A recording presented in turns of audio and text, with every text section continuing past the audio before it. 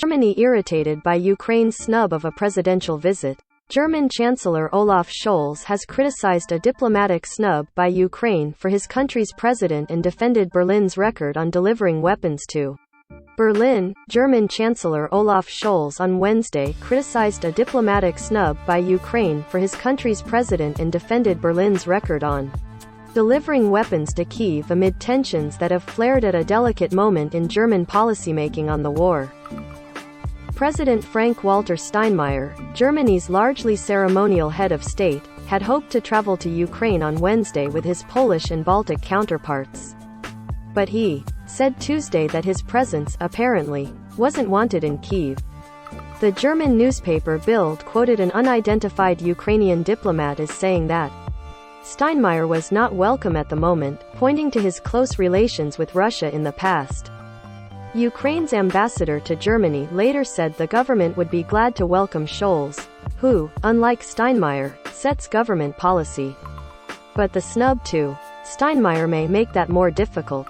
The president would have liked to go to Ukraine, Scholz told RBB24 Inforadio, noting that Steinmeier is Germany's head of state and was recently re-elected with broad support, so it would have been good to receive him.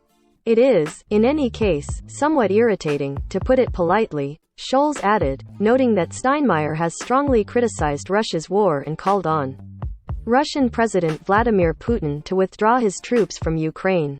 The flap comes amid a discussion within Scholz's governing coalition about whether Germany should authorize sending heavy weapons such as tanks to Ukraine as that nation prepares to face a stepped-up Russian offensive in the east.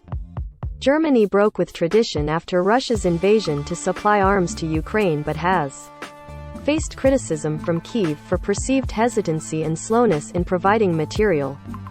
A Ukrainian presidential advisor, Oleksiy Arestovich, told Germany's ARD television that he didn't know the reasons for the decision to reject a Steinmeier visit but also signaled that Kyiv would like to see Scholz so that practical decisions could be made on matters such as weapons.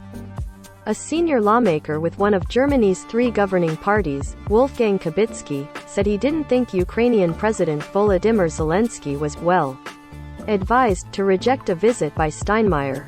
I cannot imagine that the Chancellor will travel to a country that designates our country's head of state as an unwanted person, he told the German news agency DPA. Another governing party lawmaker, Jürgen Trittin, told the RND newspaper group that the move was a big propaganda success for Vladimir Steinmeier, who became president in 2017, served twice as ex-Chancellor Angela Merkel's foreign minister and before that as ex-Chancellor Gerhard Schröder's chief of staff. During that time, Germany pursued a dialogue with Putin and cultivated close energy ties.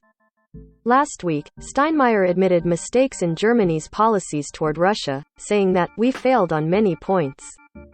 Asked when would go to Ukraine, Scholz said only that he had visited Kyiv shortly before the war and regularly speaks to Zelensky. Scholz said, "The weapons we are delivering have made a very substantial contribution to Ukraine foiling Russia's plans for a quick conquest." He was tight-lipped on the possibilities of a bigger German contribution, but insisted that we have delivered and we will deliver. On Monday, Foreign Minister Annalena Baerbock of the Green Party said, "Ukraine needs further military material, above all heavy weapons, and now is not the time for excuses. Now is the time for creativity and pragmatism." The message appeared directed at more hesitant German politicians, particularly among Scholz's Social Democrats. Scholz said, "We are delivering the weapons that all the others are also delivering." He also said Germany won't make unilateral decisions and stressed the need to prevent NATO countries from becoming a party to the war. Germany, which has Europe's biggest economy, also has faced criticism for opposing a quick halt to deliveries of natural gas from Russia, which accounts for about 40% of its gas supplies. Follow all AP stories on Russia's war on Ukraine at https://apnews.com/hub/Russia-Ukraine.